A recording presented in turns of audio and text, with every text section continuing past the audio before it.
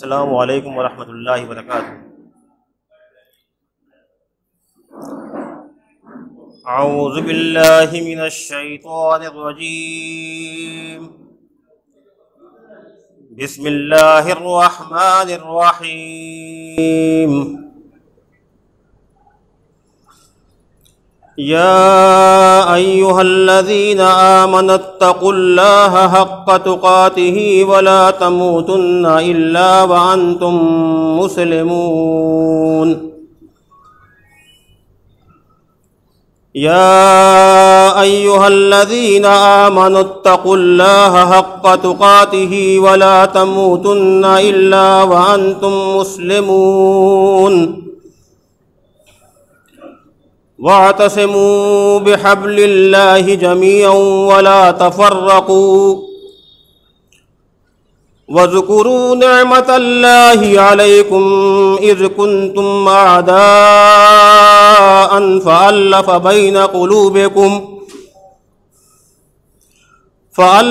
بين قلوبكم فأصبحتم بنعمته إخوانا وَكُنْتُمْ عَلَى شَفَا حُفْرَةٍ مِّنَ النَّارِ فَأَنقَذَكُم مِّنْهَا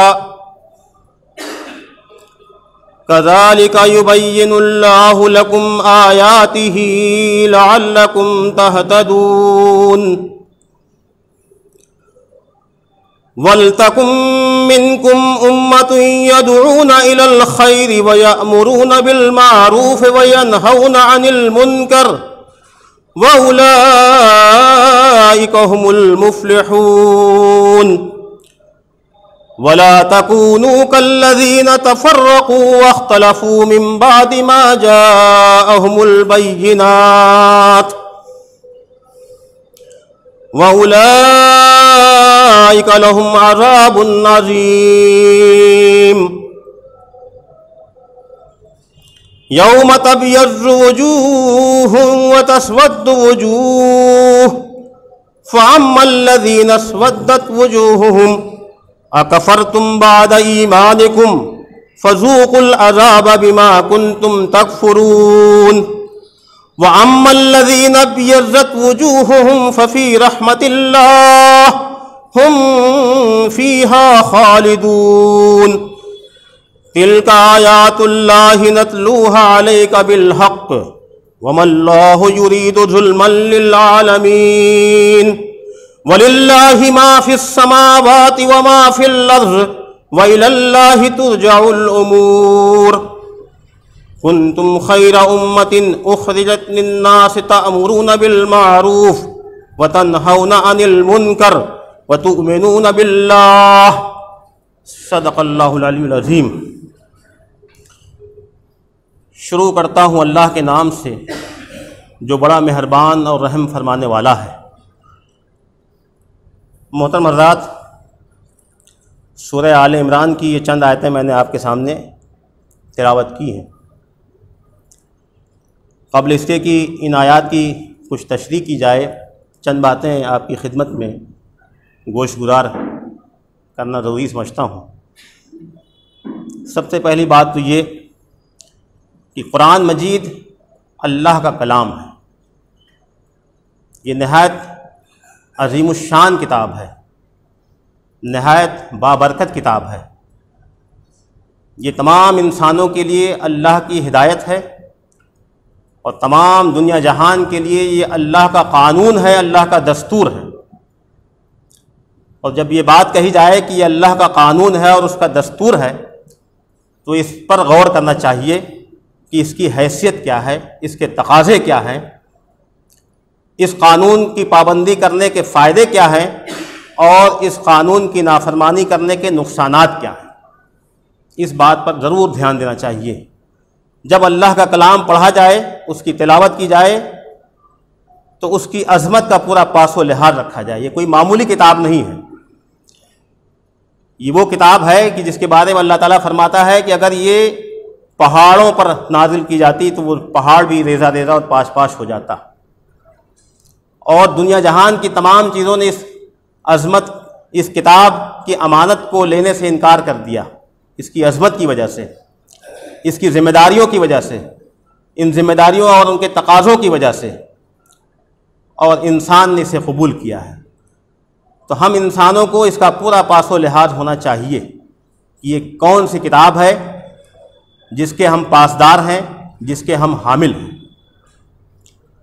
جب ہم یہ کہتے ہیں کہ یہ اللہ کا قانون ہے تو اس پہ ٹھہر کر غور کرنا چاہیے۔ اللہ کا قانون، اس کا مطلب یہ ہوا کہ ہم اس قانون کے پابند ہیں، اس قانون کے محافظ ہیں، اس قانون کے پاسدار ہیں۔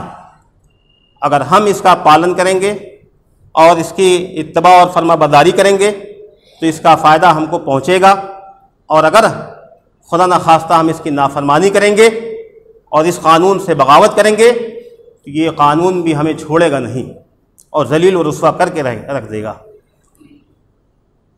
یہ اللہ کا قانون ہے اور تمام انسانوں کے لیے ہے، ساری کائنات کے لیے ہے، صرف مسلمانوں کے لیے نہیں ہے۔ کوئی شخص قیامت کے روز یہ کہہ کر کے نہیں بچ سکتا کہ یہ اللہ کا قانون تھا، ہم اسے جانتے نہیں تھے یا ہم اسے پہچانتے نہیں تھے، یا یہ عربی زبان میں تھا تو ہم اس سے ناواقف تھے، یہ کہہ کر کے بچ نہیں سکتا۔ اس کی مثال ایسے ہے کہ جیسے ہم اور آپ اس ملک کے شہری ہیں، اس ملک کا ایک قانون ہے، ایک دستور ہے، ایک سنویدھان ہے، ہم اور آپ اس کے پابند ہیں۔ ہم میں سے بہت کم لوگوں نے اس قرآن کو اور اس قانون کو اور اس سنویدھان کو دیکھا ہوگا، بہت سے لوگوں نے اس کی شکل بھی نہیں دیکھی ہوگی، پڑھنا تو دور کی بات ہے، لیکن وہ قانون ہمارے اور آپ کے اوپر نافذ ہو رہا ہے۔ کوئی شخص کوئی غلطی کرے، چوری کرے اور پکڑا جائے اور تھانے میں تھانے دار کے سامنے یہ کہے کہ صاحب ہم قانون نہیں جانتے تھے، ہم سے یہ غلطی ہو گئی، وہ بخشا نہیں جائے گا، اسے اس کے جرم کی سزا مل کر رہے گی۔ ٹھیک اسی طرح سے یہ اللہ کا قانون ہے، کوئی شخص قیامت کے روز یہ کہہ کر کے نہیں بچ سکتا کہ ہم اس سے واقف نہیں تھے، ہم اس کو جانتے نہیں تھے، اس لیے ہم کو معاف کر دیا جائے، انسان بچ نہیں سکتا ہے۔ یہ اللہ کا قانون ہے، نافذ ہے اور نافذ ہو کر رہے گا۔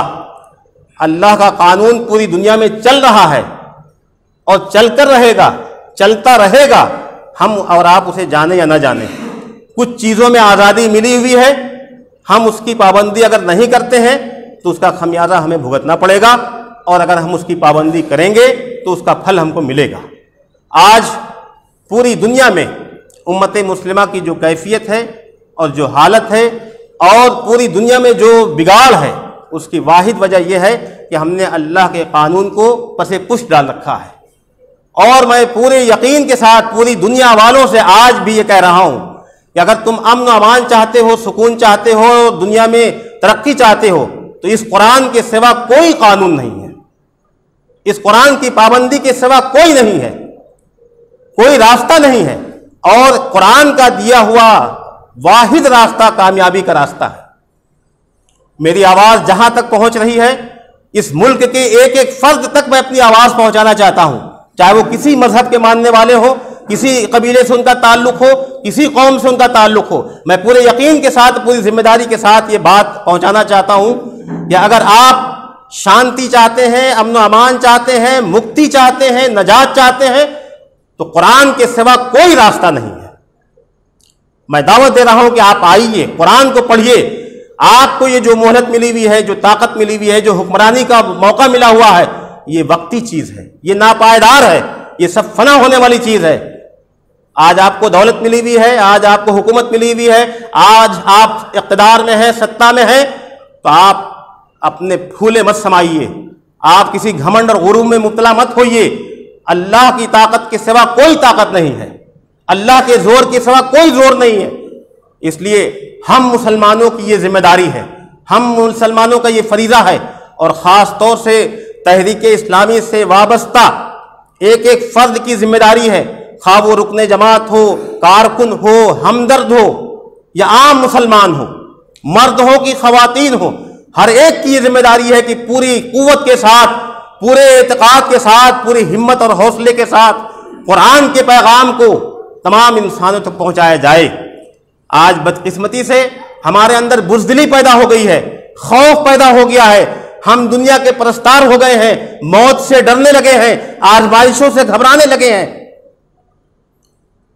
اور قدم قدم پر یہ احساس ہوتا ہے کہ نہ معلوم ہم یہ بات کہیں گے تو کیا ہو جائے گا اور کیا ہو جائے گا، ہم یہ قدم اٹھائیں گے تو ہمیں آزمائشوں سے گزرنا پڑے گا. لیکن قرآن صاف صاف یہ کہہ رہا ہے کہ جس راہ پر تم چل رہے ہو، اللہ کے دین کو قائم کرنا چاہتے ہو، اللہ کے دین کو تمام انسانوں تک پہنچانا چاہتے ہو، اللہ کے دین کی حکمرانی چاہتے ہو، تو تمہیں آزمائشوں سے گزرنا ہوگا.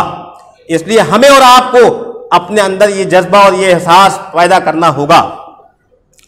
میں نے آپ کے سامنے قرآن کی جن آیات کی تلاوت کی ہے اس میں 3 بنیادی باتیں بتائی گئی ہیں، اور میں یہ چاہوں گا کہ آپ تمام حضرات اس کو نوٹ کریں، اپنے دل و دماغ میں نوٹ کریں، اس کو تازہ کریں، اور یہاں سے جانے کے بعد پوری آل عمران کو، پوری سورہ کو، اور خاص طور سے ان آیات کو پھر پڑھیے، تفہیم القرآن کی مدد سے، تدبر قرآن کی مدد سے، اور مختلف تفاسیر کی مدد سے مطالعہ کیجیے.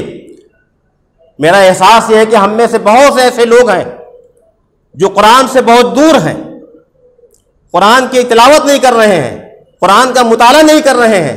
ایک مدت ہو گئی ہم نے تفہیم القرآن الٹ کے نہیں دیکھا، کوئی تفسیر نہیں دیکھی، اور اس کے نتیجے میں ہمارے اندر بہت سی کمزوریاں پیدا ہو رہی ہیں. اس لیے میں اس بات کی بھی اپیل کرنا چاہوں گا اس درس قرآن کے ذریعہ سے کہ آپ تمام لوگ، جتنے لوگ یہاں موجود ہیں اور جہاں تک میری آواز پہنچ رہی ہے، قرآن کو اور اس کی تفسیر کو پڑھنا اور مطالعہ کرنا اپنا معمول بنائیے. آج ہمارے نوجوانوں کا وقت موبائل میں ضائع ہو رہا ہے، لیکن ہم قرآن سے بہت دور ہو چکے ہیں. اس لیے اس بات پر دھیان دیجیے. اس میں 3 باتیں جو بنیادی باتیں کہی گئی ہیں وہ امت مسلمہ کے وجود کی بنیادیں ہیں. اگر امت مسلمہ ان 3 بنیادوں کو مضبوطی سے پکڑے رہے گی تو اس کا وجود دنیا میں باقی رہے گا، اور اس کو کوئی طاقت، کوئی قوت صفحہ ہستی سے مٹا نہیں سکتی ہے. اور اگر ان 3 چیزوں سے وہ غافل ہو گئی یا اپنی ذمہ داریوں کو فراموش کر دیا تو کسی طاقت کو مٹانے کی کوئی ضرورت نہیں ہے، امت مسلمہ کا وجود خود بخود مٹ جائے گا. اس لیے آپ غور کیجئے کہ یہاں پر 3 باتیں کیا ہیں اور اس کے تقاضے کیا ہیں اور وہ کیا باتیں کہی جا رہی ہیں. سب سے پہلی بات دیکھیے، ایک آیت میں کہی گئی، دھیان سے سنیے، یا ایھا الذین آمنوا اتقوا اللہ حق تقاتہ ولا تموتن الا وانتم مسلمون. پہلی بات، اے مومنو، اے ایمان والو، اللہ سے ڈرو جیسا کہ اس سے ڈرنے کا حق ہے، اور مرتے دم تک تم اسلام پر قائم رہو. تمہیں موت نہ آئے، ہرگز ہرگز موت نہ آئے مگر اس حال میں کہ تم مسلم رہو. مطلب یہ کہ مرتے دم تک، آخری سانس تک، زندگی کی آخری سانس تک تم اسلام کے راستے پر چلتے رہو، اسلام کے راستے پر قائم رہو. یہ ہے تمہاری زندگی کی علامت. تو پہلی بات یہ کہی گئی کہ اتقوا اللہ، اللہ سے ڈرتے رہو.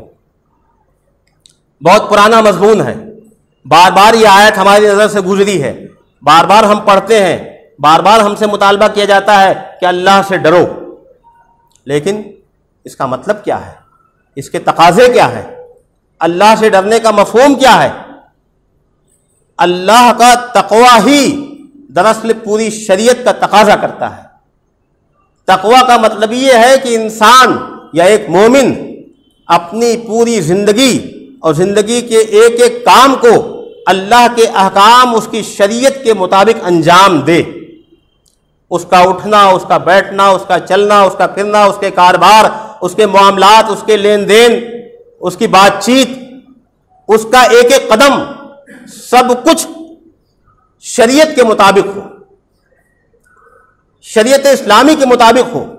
اگر وہ شریعت اسلامی کے مطابق ہے تو وہ تقوی ہے، اور اگر شریعت اسلامی کے مطابق نہیں ہے تو وہ تقوی ہرگز نہیں ہو سکتا. اور شریعت اسلامی کیا ہے؟ شریعت اسلامی کا مطلب یہ ہوا کہ اطیعوا اللہ و اطیعوا الرسول، اللہ کی اطاعت کرو اور رسول کی اطاعت کرو. یہی شریعت ہے. اس لیے اس کا پہلا تقاضا یہ ہے کہ ہم مومن ہیں، ہم مسلم ہیں تو ہمارے ایمان اور اسلام کا تقاضا، بنیادی تقاضا یہ ہے کہ ہم قدم قدم پر غور کریں، دیکھیں، جائزہ لیں کہ ہمارا لباس کیسا ہے، ہمارا کھانا پینا کیسا ہے، ہماری گفتگو کا انداز کیا ہے، ہمارے معاملات کیسے ہیں، ہم اپنے گھر میں کس طرح سے ٹریٹمنٹ کر رہے ہیں، بیوی بچوں سے کیسے معاملات ہیں، ہم محلے پڑوس کے لوگوں سے کس طرح سلوک کر رہے ہیں، ہمارا برتاؤ کیا ہے، ایک ایک چیز کا جائزہ لیجئے۔ اس میں صرف یہ نہیں ہے کہ ہم نماز کے بہت پابند ہیں، ہم نے حج بھی کر لیا، روزے بھی خوب رکھتے ہیں، زکوٰۃ بھی دیتے ہیں، لیکن ہماری زبان خراب ہے، ہمارے معاملات خراب ہیں، ہمارا انداز خراب ہے، ہم اپنی ذمہ داریوں کو نہیں سمجھ رہے ہیں، ہم اپنی ذمہ داریوں سے غافل ہیں۔ اس کا مطلب یہ ہوا کہ ہم تقویٰ کے مفہوم کو نہیں سمجھ رہے ہیں۔ تقویٰ کیا ہے؟ قرآن کی بے شمار آیات ہیں، 250 آیات ہیں، 250 آیات تقریباً ہیں جس میں تقویٰ اور تقویٰ سے نکلے ہوئے مشتق الفاظ ان کا استعمال کیا گیا ہے، اور مختلف انداز میں یہ بات کہی گئی ہے کہ یہ لوگ ہیں متقی، یہ لوگ ہیں تقویٰ والے لوگ، اور تم تقویٰ اختیار کرو، اور دیکھو ایسے ایسے لوگ ہوتے ہیں اور تمہیں تقویٰ کی روش اختیار کرنی چاہیے۔ اس طرح کے بے شمار الفاظ جو آئے ہیں 250 سے زائد بار آئے ہیں۔ آپ سمجھ سکتے ہیں قرآن کو سمجھنے کا ایک طریقہ یہ ہے کہ ایک لفظ کو پکڑیے، مثال کے طور پر یہ تقویٰ ہے، آپ اس کو اپنی کاپی پہ نوٹ کیجئے اور پھر آپ قرآن کا مطالعہ کرتے رہیے اور جہاں جہاں تقویٰ اور اس جیسے الفاظ آئیں آپ نوٹ کرتے رہیے، اس کو پڑھیے، اس کو سمجھیے، تو آپ کو معلوم ہو جائے گا کہ تقویٰ اور اس کے پھر تقاضے کیا ہیں۔ قرآن کی تفسیر خود قرآن سے، جو پہلا اصول ہے کہ قرآن کے کسی لفظ کو، کسی حکم کو سمجھنا ہو تو جو بات ایک جگہ کہی گئی ہے وہی بات دوسری جگہ دوسرے انداز میں آئی ہے، تیسری جگہ تیسرے انداز میں آئی ہے، آپ ان سب کو نوٹ کیجئے اور اس پہ غور کیجئے تو بات واضح ہو جاتی ہے۔ قرآن کی تفسیر حدیث سے، آپ کے سامنے حدیث کا پورا ذخیرہ ہے، اور یہ جماعت اسلامی ہند کا بہت بڑا کارنامہ ہے کہ حدیث سے استفادہ کرنے کو بہت آسان کر دیا ہے۔ زاد راہ، سفینہ نجات، راہ عمل، ترجمان الحدیث، تدبر حدیث، کلام نبوت، یہ تمام اور بے شمار مجموعے ہیں احادیث کے۔ آپ قرآن کا ایک موضوع لیجئے اور پھر احادیث کو تلاش کیجئے، اسی موضوع پر، اسی عنوان سے، اسی ٹاپک پر احادیث کو تلاش کیجئے، آپ کے سامنے بات واضح ہو جائے گی کہ حدیث میں کیا بات کہی گئی ہے۔ تو یہاں جو بات کہی جائے گی تقویٰ کیا ہے؟ اللہ کی خشیت، اس بات کا احساس کہ کوئی دیکھے یا نہ دیکھے اللہ دیکھ رہا ہے، کوئی ہم سے پوچھے نہ پوچھے اللہ پوچھے گا، ہم اس کی نظر میں ہیں، اس سے بچ نہیں سکتے، یہی تقویٰ ہے۔ رات کی تنہائی میں ہم کوئی گناہ کر رہے ہیں، غلط خیالات آ رہے ہیں، جذبات آ رہے ہیں، دنیا کی کوئی ہمارے بغل میں جو شخص لیٹا ہوا ہے وہ بھی ہم سے واقف نہیں ہے کہ یہ کیا سوچ رہا ہے، کون سی اسکرین چل رہی ہے، لیکن اللہ تعالیٰ واقف ہے، اللہ تعالیٰ جانتا ہے۔ یہ احساس، جس دن انسان کے اندر یہ احساس پیدا ہو جائے کہ اللہ مجھے دیکھ رہا ہے، بس اسی دن اس کی زندگی بدل جاتی ہے۔ اور جب یہ احساس کمزور ہوتا ہے، جب یہ جذبہ کمزور ہوتا ہے اور وہ اللہ کی یاد سے غافل ہو جاتا ہے، بس شیطان وہیں اچک لیتا ہے اس کو۔ تو قدم قدم پر یہ اس بات کا احساس، ایک بات بہت بنیادی طور پہ قرآن تقویٰ کے سلسلے میں کہتا ہے، عام طور پہ انسانوں کو اپنے معاشی مسائل کی بڑی فکر ہوتی ہے، اور ہونی بھی چاہیے، بنیادی تقاضا ہے، اور اللہ تعالیٰ کا حکم ہے کہ اللہ کا فضل تلاش کرو، نماز پڑھو اور پھر زمین میں پھیل جاؤ اور اللہ کا فضل تلاش کرو، رزق تلاش کرو، یہ حکم ہے۔ لیکن وہیں اللہ تعالیٰ یہ بھی کہتا ہے کہ دیکھو اگر تم تقویٰ کی روش اختیار کرو گے تو اللہ تعالیٰ تمہیں ایسے راستوں سے رزق دے گا جس کا تمہیں شان و گمان بھی نہیں ہوگا، جس کا تمہیں خیال بھی نہیں ہوگا، ایسے راستوں سے رزق دے گا۔ متقی کو اللہ تعالیٰ ایسی جگہ سے رزق دیتا ہے جہاں اس کا گمان بھی نہیں پہنچ سکتا. یہ بنیادی بات ہے. عام طور پر انسان اسی سلسلے میں پریشان رہتا ہے اور رزق حاصل کرنے کے لیے حلال و حرام کی تمیز کو کھو بیٹھتا ہے, سارے کرم کر ڈالتا ہے صرف اسی فکر میں کہ ہم کو مال دولت مل جائے, کھانا مل جائے, روزی حاصل ہو جائے. لیکن قرآن یہ کہہ رہا ہے کہ دیکھو, اگر تم غلط روش اختیار کرو گے تو بھی اللہ تمہارا پالنہار ہے, وہ تمہارا رب ہے. غلط طریقے سے بھی تمہیں کھانا وہ کھلائے گا. لیکن اگر تم تقویٰ کی روش اختیار کرو گے تو یہ تمہارے لیے بہتر ہے اور یہی تمہارے لیے نجات کا راستہ ہے.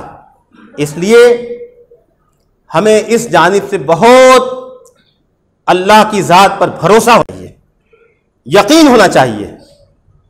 اللہ تعالیٰ رزق دینے والا ہے اور بلا مبالغہ بے شمار بے حساب کتاب کے دینے والا ہے. ان اللہ یرزق من یشاء بغیر حساب.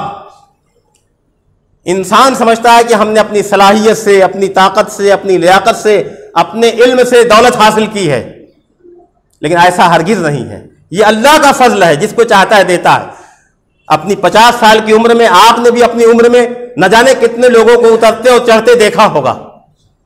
کتنے لوگ عروج پہ تھے وہ زوال کا شکار ہوئے, اور کتنے لوگ پسماندہ تھے اور وہ ترقی کی بلندی پر پہنچے.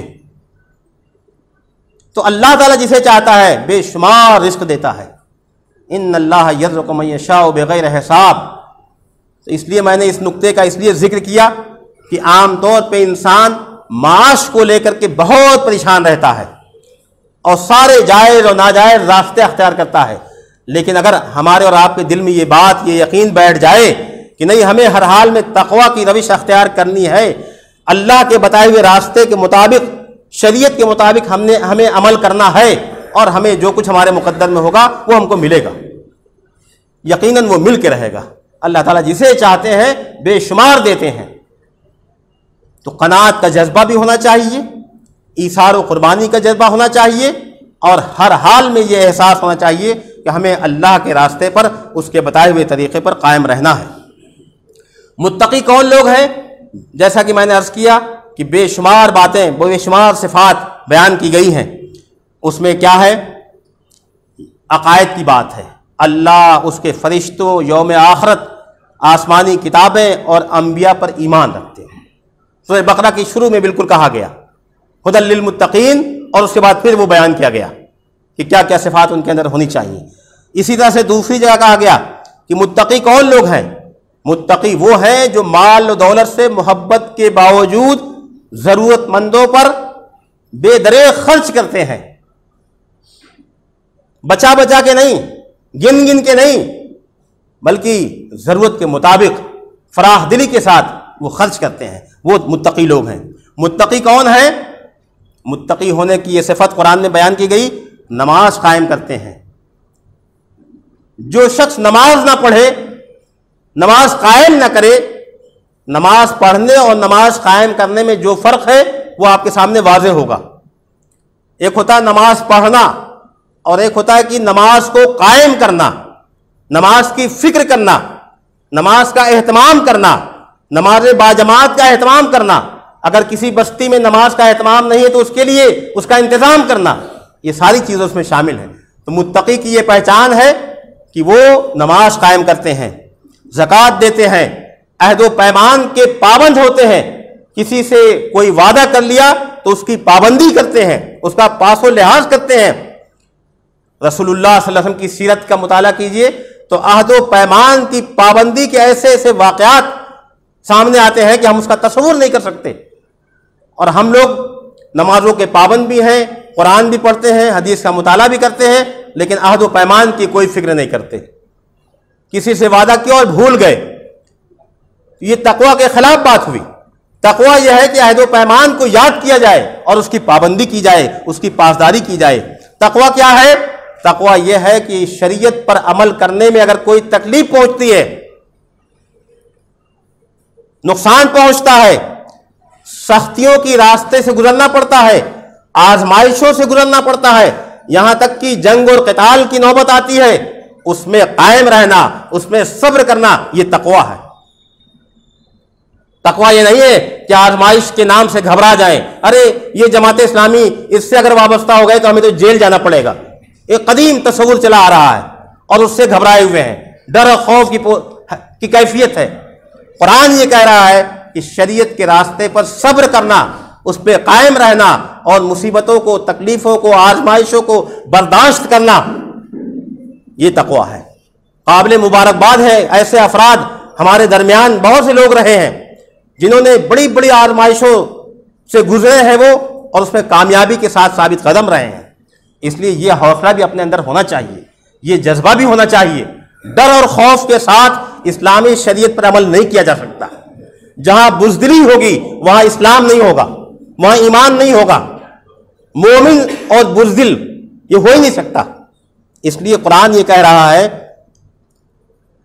سورہ بقرہ میں، سورہ مائدہ میں، سورہ آل عمران میں اور بے شمار جگہوں پر یہ بات آ رہی ہے کہ تکلیفوں میں، جنگوں میں، سختیوں میں، آزمائشوں میں صبر کیجئے، اور یہی تقوی ہے۔ تقوی کیا ہے؟ غصے کو پی جانا۔ یہ انسان کی بڑی کمزوری ہے، اپنے سے کمزور لوگوں پر بڑا غصہ آتا ہے، طاقتور پہ غصہ نہیں آتا۔ بات بات پہ غصہ آتا ہے لیکن اپنے سے کمزور لوگوں پر۔ اور اللہ تعالیٰ قرآن میں فرما رہا ہے کہ متقی وہ ہیں جو اپنے غصے کو کنٹرول میں رکھیں، کاظمین بالغیظ، اپنے غصے کو پی جائیں۔ تو غصہ انسان کی فطرت ہے، کسی کو جلدی آتا ہے، کسی کو دیر میں آتا ہے، انسان کی فطرت ہے، غصہ آئے گا، لیکن غصے پر کنٹرول کرنا یہ تقوی کی پہچان ہے، تقوی کی علامت ہے۔ لوگوں کو معاف کرنا انسانی معاشرہ ہے، گھر میں، خاندان میں، گھر سے باہر، معاشرے میں، سماج میں انسانوں سے سابقہ پڑتا ہے، لوگوں سے غلطیوں کا صدور ہوتا ہے، ان سے ایسی باتیں ہوتی ہیں کہ تکلیف پہنچتی ہے، لیکن ان کو معاف کرنا یہ تقوی کی علامت ہے۔ بعض لوگ چھوٹی چھوٹی بات کو پکڑ کر کے ایسا بدلہ لینے کی ٹھانتے ہیں، سبق سکھانے کی بات کرتے ہیں، ہم ایسا کر کے رہیں گے، اس نے ایسا مجھ سے کیوں کہا۔ یہ ساری باتیں تقوی کے خلاف ہیں۔ تو تقوی کیا ہے کہ انسان لوگوں کو معاف کرے۔ اسی طرح سے انسان کی زندگی میں کبھی خوشی کا موقع آتا ہے، کبھی رنج کا موقع آتا ہے، کبھی اچھے حالات ہوتے ہیں، خوشگوار حالات ہوتے ہیں، اور کبھی ناخوشگوار حالات ہوتے ہیں، کبھی فراخی ہوتی ہے اور کبھی تنگی ہوتی ہے۔ قرآن یہ کہہ رہا ہے کہ خوشی اور تکلیف دونوں موقع میں، دونوں کیفیت میں اللہ کے راستے میں تو اپنا مال خرچ کرو۔ یہ تقوی کی پہچان ہے، یہ تقوی کی علامت ہے۔ اللہ کے نزدیک کمیت نہیں دیکھی جاتی کہ آپ کتنے ہزار اور کتنے لاکھ روپے خرچ کر رہے ہیں، یہ نہیں دیکھا جاتا۔ آپ کس جذبے کے ساتھ اللہ کے راستے میں پیسہ خرچ کر رہے ہیں۔ تھوڑی سی رقم ہے، تھوڑا سا مال و دولت ہے، لیکن آپ کے دل کے جذبات اللہ کی رضا کے حصول کے لیے ہے، اللہ کی رضا حاصل کرنے کے لیے ہے کہ ہمارا رب ہم سے خوش ہو جائے، یہ قابل قبول ہے۔ تو فرمایا خوشی اور تکلیف میں وہ خرچ کرتے ہیں۔ تقوی کی ایک علامت کیا قرآن میں بتائی گئی کہ اگر ان سے کسی غلطی کا صدور ہو جاتا ہے، کسی گناہ کا ارتکاب ہو جاتا ہے، تو وہ استغفار کرتے ہیں، توبہ کرتے ہیں، گناہ پہ قائم نہیں رہتے۔ انسان کی فطرت میں غلطی کا صدور ہونا ہے، کبھی شعوری طور پر جذبات سے مغلوب ہو کر کے، شیطان کے بہکاوے میں آ کر کے، اور کبھی غیر شعوری طور پر بھی گناہ کا ارتکاب ہو جاتا ہے، نہیں معلوم لیکن ہم گناہ کر رہے ہیں۔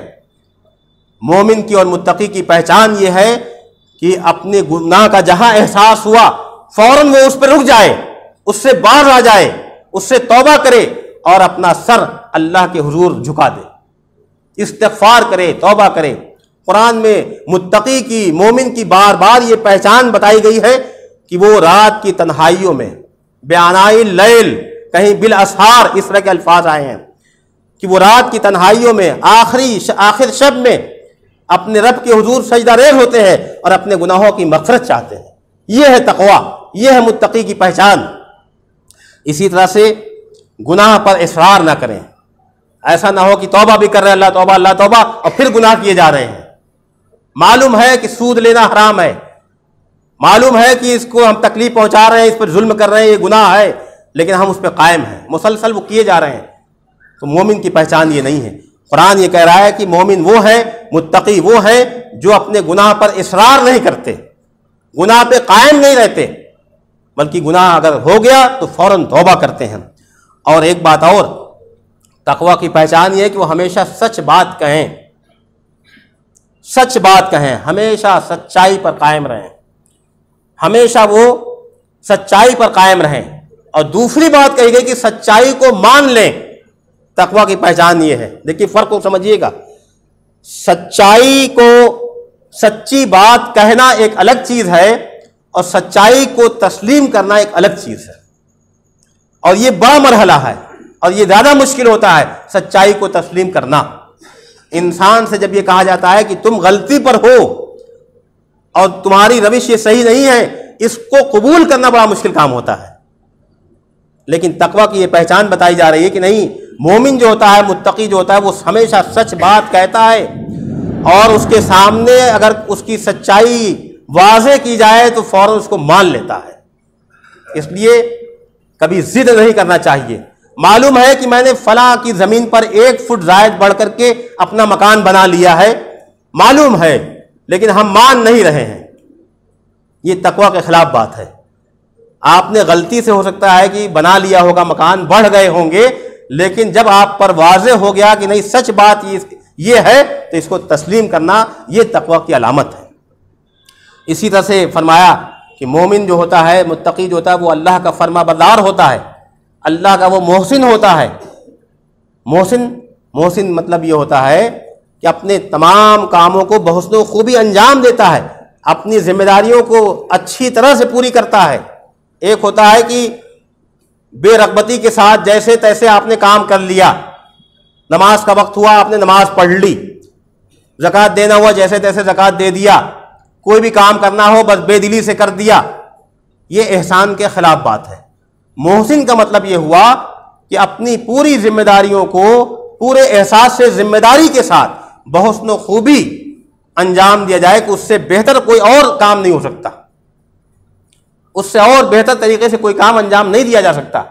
جیسے آپ نے دیکھا ہوگا کہ ایک شخص ہوتا ہے کہ اس کو صفائی کی ذمہ داری دی جائے تو وہ بس صفائی کر دیتا ہے، جھاڑو پوچھا کر دیتا ہے، لیکن کونے میں گوشے میں کہیں نہ کہیں گرد دھول رہ جاتی ہے۔ اور ایک شخص ہوتا ہے کہ وہ اس طرح سے صفائی کرتا ہے کہ آپ کو کہیں بھی دھول نہیں ملتی ہے۔ تو احسان کا مطلب یہ ہوا کہ اپنی تمام ذمہ داریوں کو، زندگی کے تمام فرائض کو پوری احساس ذمہ داری کے ساتھ اور پوری تندہی کے ساتھ اور پورے خیال کے ساتھ کہ کوئی کمی نہ رہنے پائے اس کو پورا کیا جائے۔ اسی طرح سے مومن کی ایک پہچان، متقی کی ایک پہچان یہ ہے کہ راتوں کو کم سوئیں، یہ ایک بڑی پہچان ہے۔ آج ہمارا حال یہ ہے، ہمارے نوجوانوں کا حال یہ ہے، ہم لوگوں کا حال یہ ہے، فجر کی نماز عام طور پہ غائب، اور 9 بجے تک سو رہے ہیں، 10 بجے تک سو رہے ہیں۔ بعض نوجوان ایسے ملے جو کہتے ہیں کہ ہم تو 1 بجے اٹھتے ہیں۔ کیا ہے یہ؟ کون سی زندگی ہے؟ کیسی زندگی ہے؟ کیسے مومن ہے؟ کیسے مسلم ہے؟ قرآن میں یہ بات کہی جا رہی ہے کہ مومن کی پہچان، متقی کی پہچان یہ ہے کہ وہ راتوں کو کم سوتے ہیں، زیادہ تر وقت وہ اللہ کے سامنے سجدہ ریز ہوتے ہیں، استغفار کرتے ہیں رات کے پچھلے حصے میں۔ تو غور کرنا چاہیے۔ اور بے شمار باتیں ہیں جو تقویٰ کی ہیں۔ تقویٰ کیا ہے؟ اگر ہم نے اور آپ نے تقویٰ کے مفہوم کو سمجھ لیا تو سمجھیے کہ ہم نے ایمان کو بھی سمجھ لیا اور اسلام کو بھی سمجھ لیا۔ تقویٰ بہت وسیع ہے۔ ہم کہتے ہیں فلاں صاحب بڑے ولی ہیں۔ ولی کون ہوتا ہے؟ ولی کوئی الگ سے کوئی شخصیت تھوڑی ہوتی ہے۔ ولی تو وہی شخص ہے جو مومن ہے، جو مسلم ہے، جو متقی ہے۔ جو متقی ہے وہی ولی ہے، بغیر تقویٰ کے ولی ہو ہی نہیں سکتا۔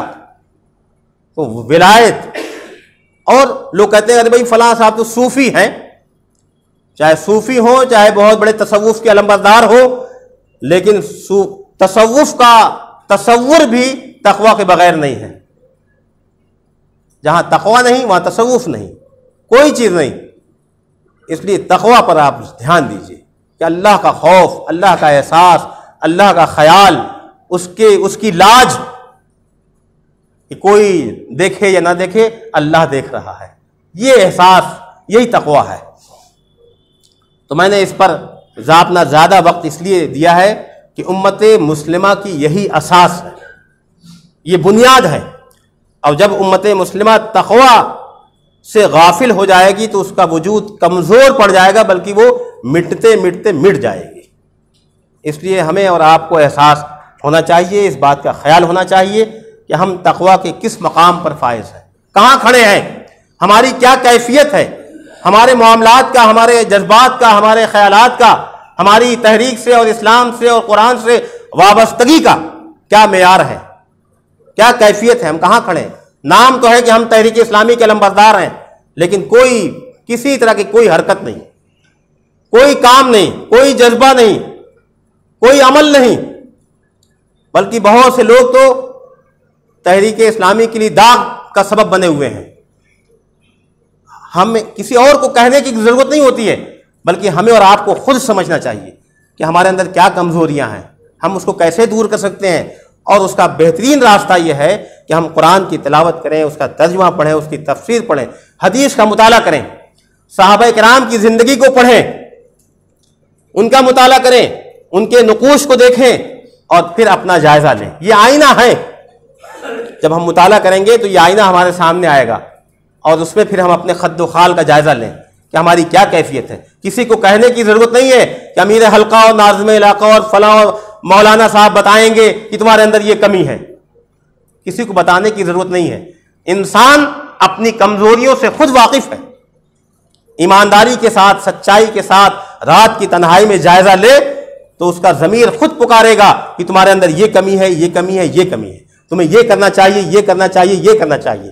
اس لیے کسی باہر کے محتسب کی ضرورت نہیں ہے، بلکہ اپنے اندر جو محتسب بیٹھا ہوا ہے ضمیر، اس کو بیدار کرنے کی ضرورت ہے۔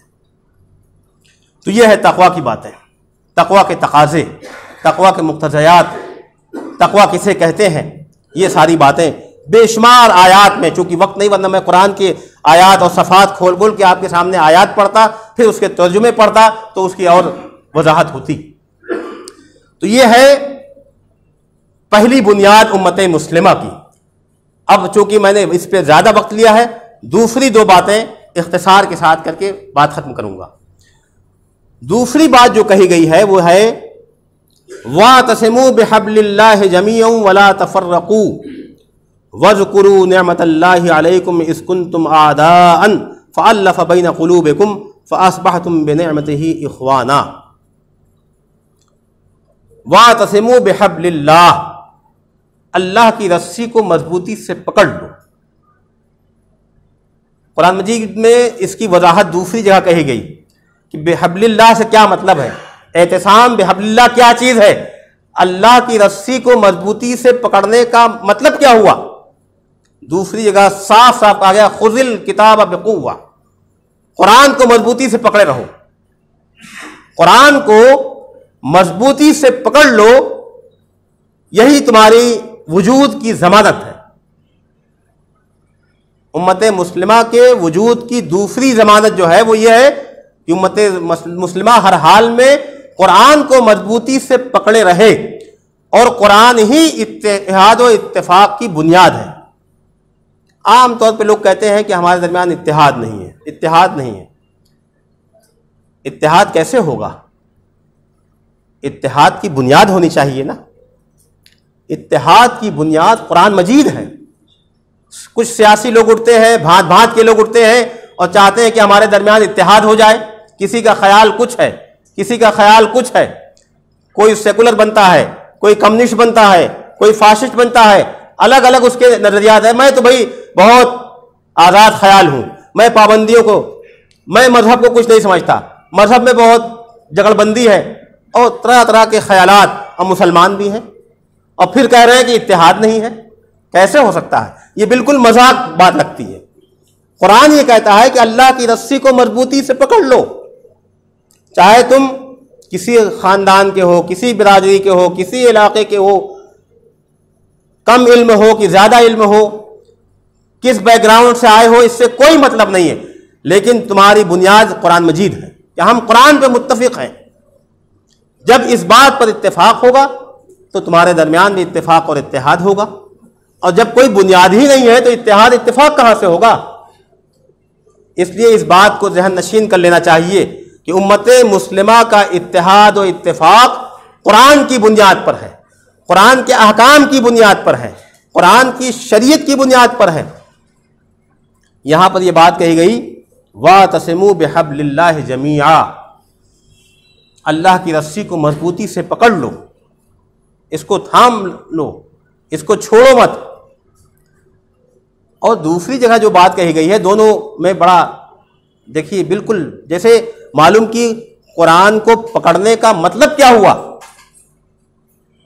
قرآن کو پکڑنے کا مطلب یہ ہوا کہ ان اقیموا الدین ولا تتفرقوا فیہ، کہ اس بات پر متفق ہو جاؤ کہ ہمیں اللہ کے قانون کو نافذ کرنا ہے، اللہ کے دین کو نافذ کرنا ہے، اللہ کی حکمرانی کو غالب کرنا ہے۔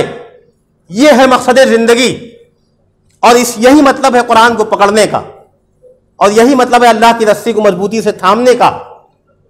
اللہ کی رسی کو مضبوطی سے پکڑنے کا مطلب یہ نہیں کہ ہم اس کو چومیں، گلے سے لگائیں اور اس کو اچھے سے اچھے جزدان میں رکھیں، یہ مطلب نہیں ہوا۔ یہ بھی اس کے تقاضے ہیں، اس کا ادب کرنا، اس کا احترام کرنا، اس کی پاسداری کرنا، یہ بھی اس کے تقاضے ہیں، لیکن قرآن کے احکام کو نافذ کرنا، ان اقیموا الدین ولا تتفرقوا فیہ، جتنے زور سے یہاں یہ بات کہی جا رہی ہے واعتصموا بحبل اللہ، اتنے ہی زور سے دوسری جگہ یہ بات کہی ان اقیموا الدین ولا تتفرقوا فیہ، تو تمہارے درمیان تفرقہ ہوگا اگر تم اللہ کے دین کو غالب کرنے سے غافل رہو گے، اور جب تمہارے اندر یہ جذبہ ہوگا کہ نہیں ہمیں اس اللہ کی زمین پر اللہ کے قانون کو نافذ کرنا ہے، اس کی حکمرانی کو قائم کرنا ہے، اس کا غلبہ ہونا ہے، جب یہ تمہارا نصب العین اور تمہارا مطمع نظر اور زندگی کا مقصد بن جائے گا اور تمہاری زندگی کا اوڑھنا بچھونا بن جائے گا، تو تمہارے درمیان اتفاق بھی ہو جائے گا، اتحاد بھی ہو جائے گا۔ تو اتحاد کی بنیاد قرآن مجید ہے، اور قرآن کا یہ حکم ہے کہ اللہ کے قانون کو نافذ کیا جائے۔